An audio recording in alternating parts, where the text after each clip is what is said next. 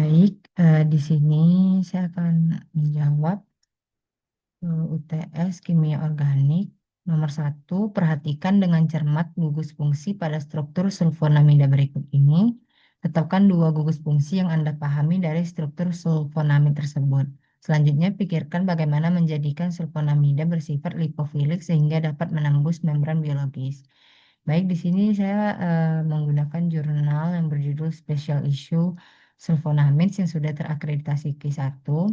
Di sini dikatakan sulfonamida itu merupakan golongan obat yang sangat penting karena memiliki beragam aktivitas farmakologi seperti antibakteri, diuretik, antidiabetes, anti kanker hingga anti HIV yang semuanya berkaitan dengan keberadaan gugus fungsi utamanya yaitu SO2NH.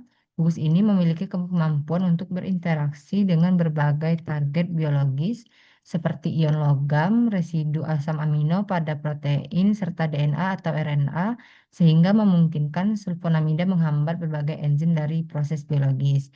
Selain itu, struktur sulfonamida bersifat fleksibel karena dapat terikat pada berbagai kerangka seperti aromatik, heterosiklik, atau lainnya, sehingga menghasilkan banyak turunan dengan aktivitas berbeda. Ditambah lagi, sifat yang stabil, mudah disintesis, dan memiliki bioavailabilitas yang baik, menjadikan sulfonamida banyak digunakan dalam pengembangan berbagai jenis obat. Gugus yang kedua itu saya menemukan di jurnal yang berjudul Which Halogen to Choose? Comparing the effect of chlorine and fluorine as bioisosteric substituent in drug design yang sudah terakreditasi Q1.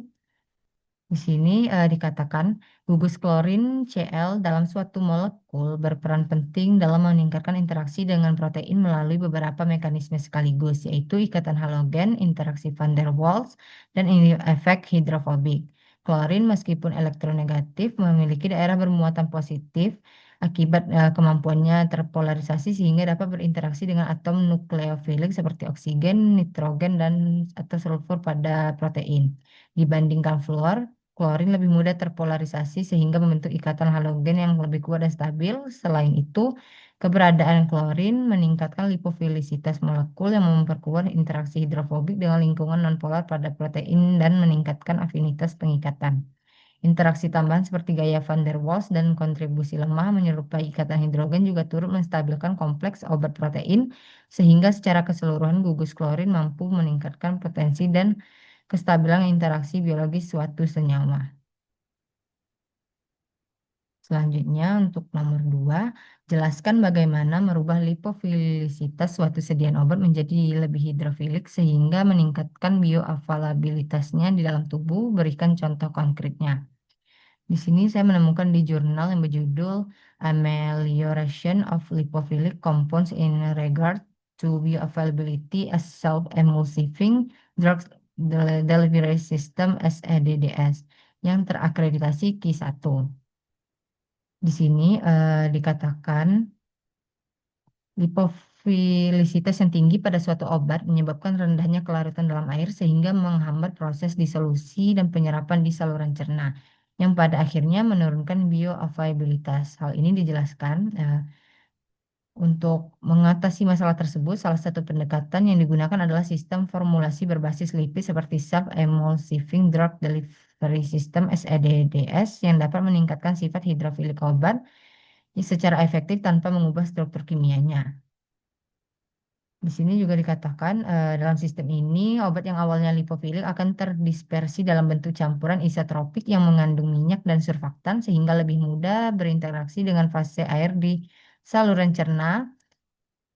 Selain itu, melalui pendekatan formulasi, peningkatan hidrofilisitas obat juga dapat dilakukan melalui modifikasi kimia seperti pembentukan prodrug, yaitu dengan menambahkan gugus polar sehingga obat akan menjadi lebih mudah larut dan meningkatkan bioavailabilitasnya. Dan di sini juga ada di jurnal yang berjudul The Prodrug Approach: A Successful Tool for Improving Drug Solubility yang sudah terakreditasi Q1. Lebih lanjut di sini dijelaskan pendekatan ini digunakan untuk mengatasi berbagai masalah obat lipofilik, termasuk kelarutan yang rendah dan absorpsi yang buruk, sebagaimana dinyatakan Contoh konkret yang dijelaskan dalam jurnal tersebut adalah modifikasi senyawa lipofilik seperti oleanolik asid yang memiliki bioavailabilitas rendah akibat kelarutan air yang sangat kecil. Dalam jurnal disebutkan bahwa untuk mengatasi ini, senyawa ini dimodifikasi menjadi prodrug dengan penambahan gugus yang lebih polar, sehingga kelarutan dan bioavailabilitasnya meningkat secara signifikan. Dengan demikian, perubahan dari sifat lipofilik eh, menjadi lebih hidrofilik dapat dilakukan melalui modifikasi struktur kimia seperti prodrug yang bekerja dengan menambahkan gugus polar sehingga meningkatkan kelarutan dalam air, memperbaiki absorpsi, dan akhirnya meningkatkan bioavailabilitas obat di dalam tubuh. Selanjutnya untuk nomor 3, jelaskan sekurang-kurang 3 hal sensitif pada sediaan injeksi terjadinya interaksi antara bahan aktif dan excipientnya, berikan contoh masing-masing. Di sini saya menemukan di jurnal yang berjudul The Effect of Excipient on Protein Aggregation During Agitation and Interfacial Serology Study yang sudah terakreditasi Q2. Di sini dijelaskan faktor satunya itu interaksi protein dengan permukaan air udara yang dapat memicu agregasi. Menjelaskan bahwa pengguncangan atau agitasi pada sediaan protein injeksi dapat menyebabkan terbentuknya permukaan batas antara udara dan air di dalam larutan. Pada kondisi ini, protein cenderung terabsorpsi atau menempel pada permukaan tersebut dan proses penempelan ini dapat mengganggu kestabilan struktur protein sehingga memicu perubahan konformasi, denaturasi. Akibat perubahan struktur ini, protein itu menjadi tidak stabil dan dapat saling berinteraksi membentuk agregat atau gumpalan. Dan sementara itu, di sini juga dijelaskan bahwa surfaktan sering ditambahkan dalam formulasi protein terapeutik sebagai agen penstabil untuk mencegah terjadinya agregasi. Surfaktan bekerja dengan cara melindungi atau menutupi permukaan antarmuka udara air sehingga protein tidak langsung bersentuhan dengan permukaan tersebut. Yang kedua, di sini saya menemukan di jurnal Advanced Oxidation Process in Pharmaceutical Formulation, Photopenton Degradation of Peptides and Protein, yang sudah terakreditasi Q1. Faktor yang kedua itu sensitif terhadap interaksi fisika, agregasi, dan pembentukan partikel. Di sini dijelaskan interaksi fisika antara zat aktif dan eksipien pada sediaan injeksi dapat menyebabkan agregasi protein dan pembentukan partikel yang berbahaya karena dapat memicu respon imun. Dinyatakan bahwa di sini degradasi dan stres fisik dapat menghasilkan agregat dan partikel dalam formulasi protein. Dan contoh untuk sediaan injeksinya itu vaksin atau injeksi protein dengan polisorbate 80. Yang ketiga, ini ada jurnal yang berjudul Evaluation of the In-Use Stability of Monoclonal Antibody for Admixture Prepared from Drug Products Containing Polysorbate 20 Degraded by Host Cell Lipases yang sudah terakreditasi Q2. Di sini dijelaskan pada sediaan injeksi terutama infus, perubahan kadar eksipien selama penyimpanan atau penggunaan dapat mempengaruhi stabilitas keseluruhan sistem, yang menunjukkan bahwa penurunan kadar surfaktan polisorbate 20 dapat mempengaruhi stabilitas larutan infus. Dan penurunan eksipien ini juga dikaitkan dengan peningkatan partikel dalam larutan infus. Contoh sediaan injeksinya itu yaitu injeksi 4 admixture antibody monoklonal. Dan yang terakhir nomor 4, yaitu jelaskan satu contoh kasus dalam sediaan obat yang Anda pahami adanya ikatan ion yang dapat mempengaruhi aktivitas serta eliminasi obat tersebut.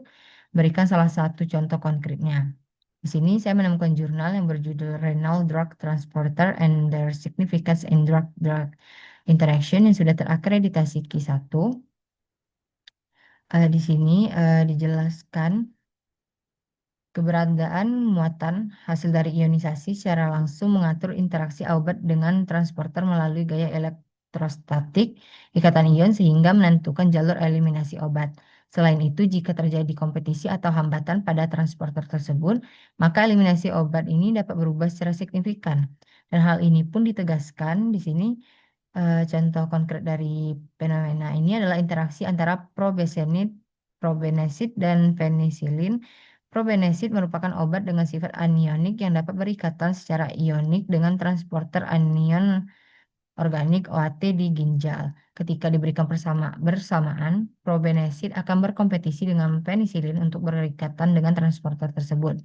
Sehingga itu sekresi penisilin ke urin itu terhambat dan akibatnya itu eliminasi penisilin menurun dan konsentrasinya dalam plasma meningkat sehingga memperpanjang durasi aktivitas terapinya.